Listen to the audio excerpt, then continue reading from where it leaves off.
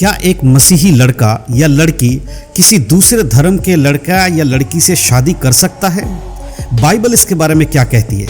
चलिए आज इस वीडियो के माध्यम से इस विषय पर हम बातचीत करते हैं और जानते हैं कि ऐसे समय में क्या बाइबल के अनुसार सही है और क्या गलत है। क्या एक विश्वासी लड़का हो या लड़की वो किसी दूसरे जाति या धर्म के लड़का लड़की से शादी कर सकते हैं या नहीं कर सकते हैं?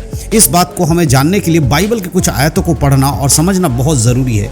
आज के समय में हमारे बहुत सारे ऐसे मसीही भाई बहन लोग हैं जो अक्सर मुझे ये कमेंट करके पूछते हैं कि ब्रदर, हम लोग प्रभु यीशु मसीह पे विश्वास करते हैं लेकिन अभी तक हमारी शादी नहीं हुई है और हमारे परिवार के लोग चाहते हैं कि हम उनके इच्छा के अनुसार या उनके मर्जी से शादी करें, तो क्या हम किसी ऐसे व्यक्ति से शादी कर सकते हैं जो प्रभु यीशु मसीह पे विश्वास नहीं करते हैं? या फिर बहुत सारे लोगों का ये भी सवाल होता है कि हम एक ऐसे लड़का या लड़की से प्यार करते हैं जो यीशु मसीह पर विश्वास नहीं करता है या नहीं करती है, तो क्या हम मसीह में होने के नाते उस लड़के से या फिर उस लड़की से शादी कर सकते हैं या नहीं कर सकते हैं? तो आज के इस वीडियो में मैं आपको इसी सवाल का जवाब देने वाला हूं। तो बहुत ही ध्यान से आज के इस वीडियो को देखिएगा। आपको आज के इस वीडियो को देखने के बाद साफ पता चल जाएगा कि एक विश्वासी के लिए किसके साथ शादी करना सही है या फिर शादी करना सही नहीं है। ये दोनों बातें आज मैं इस वीडियो में क्लियर करने वाला हूं। जब भी ऐसा देखा जाता है कि कुछ लोग जब प्यार में या कहे तो आज के ज़माने का जो संसार का लव है उसमें पढ़ते हैं, तो उनके लिए कोई भी जो मसीह के लड़का है या लड़की, उनके लिए कोई भी चीज़ मायने नहीं रखती। ना ही बाइबल, ना ही चर्च, ना ही कोई भी शिक्षा जो बाइबल के अंदर दिया हुआ है, इन सब का वो कोई भी मतलब नहीं समझते। वो सोचते हैं हमने सच्चा प्यार किया है और परमेश्वर तो प्रेम करता है, परमेश्वर कहता है कि तुम प्रेम करो, इसीलिए हम किसी से भी शादी करें, वो तो हमारा सच्चा प्रेम है, हम उससे शादी कर सकते हैं। लेकिन इसके लिए बाइबल एक बहुत बड़ी चेतावनी देती है जो आज के समय के मसीही नौजवानों को पता नहीं होता है और वो अनजाने में या जानबूझकर वो गलती कर बैठते हैं। तो बाइबल साफ चेतावनी देती है और वो चेतावनी क्या है? अविश्वासियों के साथ असमान जुए में ना जुतो। इसका मतलब यह है कि बाइबल हमें बताती है कि एक विश्वासी के लिए अविश्वासी के साथ असमान जुए में नहीं जुटना। अब असमान जुआ क्या होता है? देखिए, जुए की जब हम बात करते हैं उसे भी समझना बहुत ज़रूरी है। आपने देखा होगा कि गांव में पहले जो खेत थे, खेत को जब जोता जाता था तो उस समय बैलों का सहारा लिया जाता था। एक जोड़ी बैल उस खेत को जोता करते थे। अगर उस बैल की जोड़ी में एक बैल ऐसा बांध दिया जाए जो थोड़ा कमज़ोर हो या थोड़ा ताकतवर हो तो वो हल चलाना मुश्किल हो जाएगा। उसी प्रकार से विश्वासी का अगर अविश्वासी के संग संबंध बना दिया जाए, शादी करा दिया जाए, तो आने वाले समय में उनका जो जोड़ी है वो किसी ना किसी बात को लेकर भटक जाएगा। परमेश्वर का वचन भी यही कहता है कि जब तुम प्रभु यीशु मसीह पर विश्वास करते हो तो तुम्हारा जीवन साथी भी यीशु मसीह पर विश्वास करने वाला ही होना चाहिए। कारण क्या है कि परमेश्वर आप दोनों को एक कर रहा है और जो विश्वासी है वो दोनों अब अलग अलग नहीं है, पति पत्नी अब एक हो जाते हैं। इसके लिए परमेश्वर कहता है तुम असमान जुए में नहीं जुट सकते, यानी कि एक विश्वासी का विवाह दूसरे ऐसे व्यक्ति के संग नहीं हो सकता जो यीशु मसीह पे विश्वास नहीं करते हैं। इसके लिए अगर हम कुरिन्थियों की पत्री, दूसरे कुरिन्थियों की पत्री 6:14 पढ़े तो वहाँ क्लियर लिखा हुआ है, अविश्वासियों के साथ असमान जुए में ना जुटो, क्योंकि धार्मिकता और अधर्म का क्या मेलजोल, या ज्योति या अंधकार का क्या संगति। परमेश्वर यहाँ पर कहता है कि असमान जुए में ना जुटो। अंधकार और ज्योति का कोई मेलजोल नहीं है, धार्मिकता और अधर्म का कोई मेलजोल नहीं है। इसलिए बहुत ज़रूरी है कि आप इन बातों को समझिए मेरे प्रियो।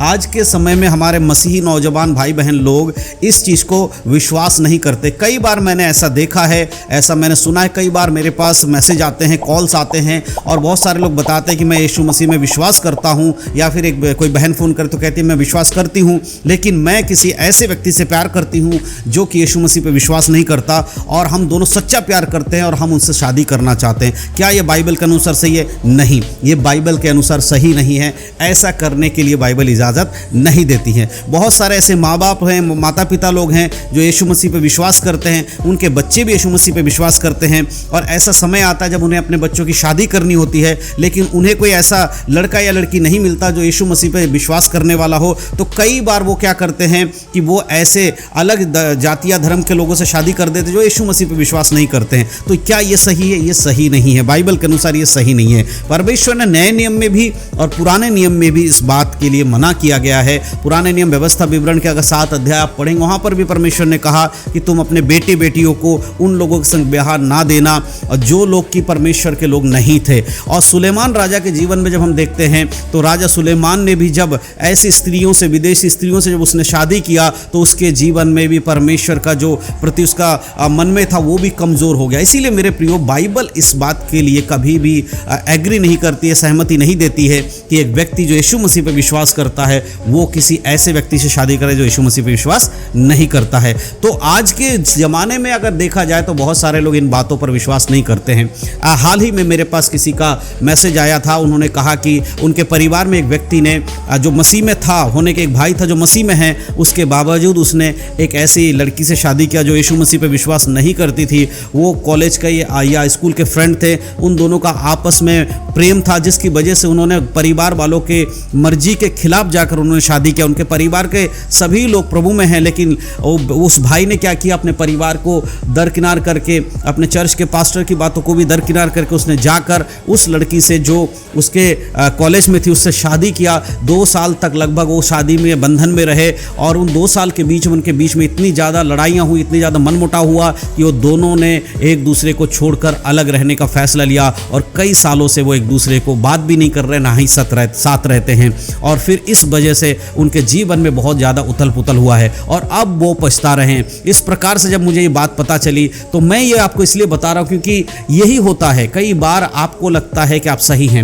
लेकिन बाद में चलकर ये चीज़ें प्रॉब्लम क्रिएट करती हैं। इसीलिए कोई भी विश्वासी है, उसके लिए शादी करना है तो विश्वासी लड़की होनी चाहिए, और कोई बहन अगर है तो उसके लिए विश्वासी लड़का ही होना चाहिए। यही बाइबल की शिक्षा है। अगर इसके अलावा किसी और रीति सब करते हैं तो वो बाइबल के अनुसार भी गलत है और आने वाले समय में आपके लिए बहुत नुकसानदायक होगा।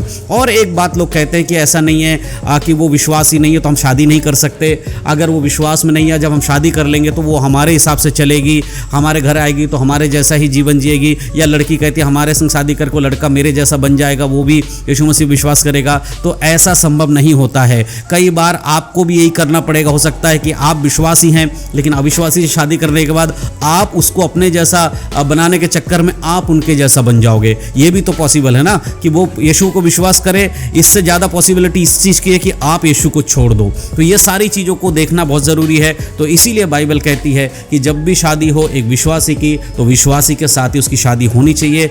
अन्य जाति में शादी नहीं कर सकते, ये बाइबल की शिक्षा नहीं है। तो मैं विश्वास करता हूँ आप लोगों को समझ में आ रहा है। बहुत सारे लोग इस बात को कमेंट कर रहे थे कि ब्रदर हमें बताइए क्या ये जो लव है या प्रेम आज संसार में करते क्या ये सही है? ये भी सही नहीं है, ये भी व्यभिचार में आता है। अगर आप इस तरह सोचते हैं कि मैं एक लड़की से प्यार करता हूँ, एक लड़की सोचती है कि मेरा एक लड़के से प्यार करती हूँ और हम दोनों सच्चे प्रेमी हैं, हमारे को तो परमेश्वर ने जोड़ा है, हम दोनों के मन में एक दूसरे के प्रति ये डाला है कि हम एक दूसरे से शादी करें, तो ये आपकी सोच है, बाइबल की सोच नहीं है। बाइबल का परमेश्वर इस प्रकार की सोच आपके मन में नहीं डालेगा।